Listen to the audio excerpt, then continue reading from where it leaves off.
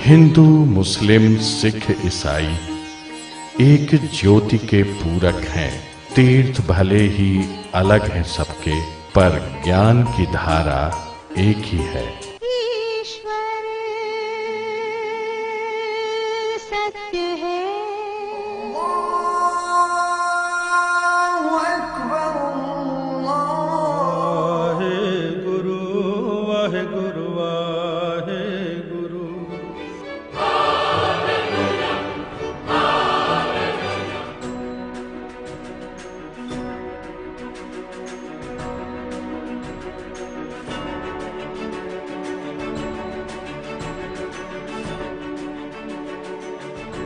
दोस्तों, हमारे बीच में जुबेर खान साहब हैं। मैं चाहूंगा कि वो मंच पे आएं। 30 से ज्यादा फिल्में कर चुके हैं वो।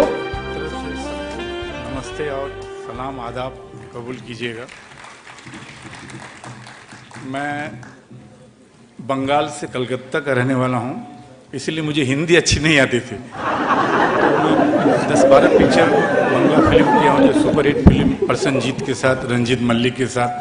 लेकिन हिंदी का प्रॉब्लम से मुझे बॉम्बे आने में बहुत दिक्कत होती थी। लेकिन जब पिक्चर में देखता था हिंदी, तो मुझे बहुत लगता था कि मैं जाकर हिंदी फिल्म करूं। खासकर रंजीत साहब उस टाइम बहुत टॉप पे थे और इनकी पिक्चर में बहुत देखता था और इनका बहुत बड़ा फ़ैन हूं मैं। और इनका जो काम होता था वो देख के मुझे भी लगता था कि मैं भी जाकर फिल्म इंडस्ट्री में बदमाशी, विलन का रोल करूँ।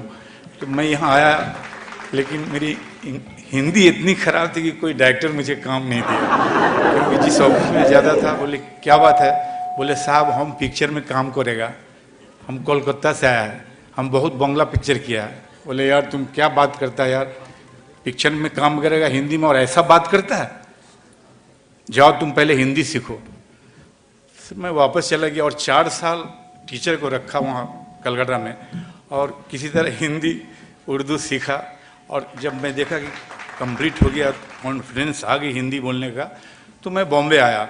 और बॉम्बे आने के बाद 2 साल तक मैं काफ़ी भटका।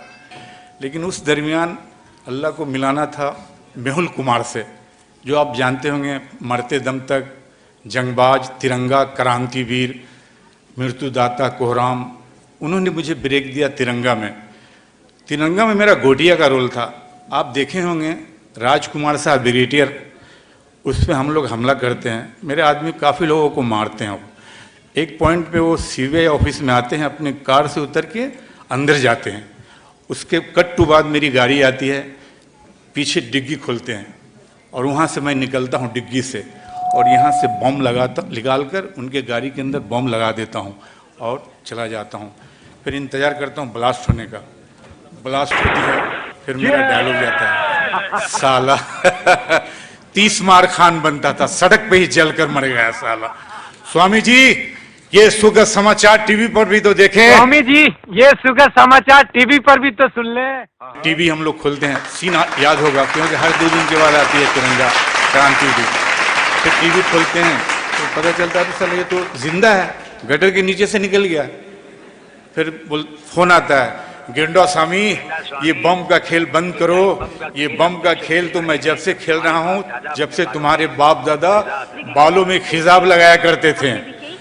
अब तुम अपना टीवी तोड़ डालोगे। फिर हम लोग टीवी तोड़ते साले।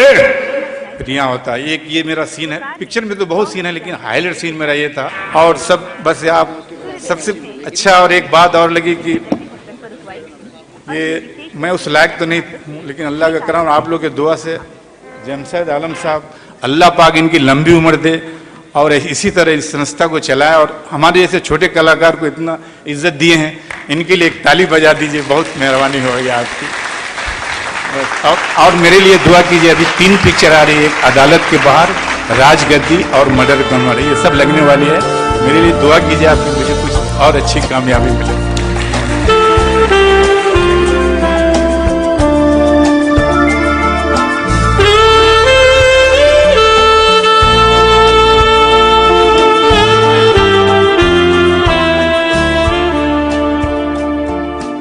जुबेर साहब बहुत बहुत शुक्रिया। हमारे बीच में हैं स्वामी अजय योगी जी, अध्यक्ष हैं कालका जी मंदिर के। मैं चाहूंगा आए 2 मिनट के लिए और हमें आशीर्वचन दें, और मानवता के ऊपर और क्या क्या हमें सावधानियां बरतनी चाहिए, क्या क्या हमें करना चाहिए। एक तो वो मैं उनसे जानना चाहूंगा। आज की कार्यक्रम के सूत्रधार प्रसिद्ध समाज सेवी और मैं करीब उनको 15 साल से देख रहा हूं समाज सेवा में कार्य करते हुए, चौधरी जमशेद आलम जी। बस मैं इतना ही बोलूँगा कि आप सभी समाजों को लेके, सभी धर्मों को लेके, सभी जातियों को लेके एक साथ चलें, यही सबसे बड़ा मानव अधिकार है। जय हिंद, जय भारत।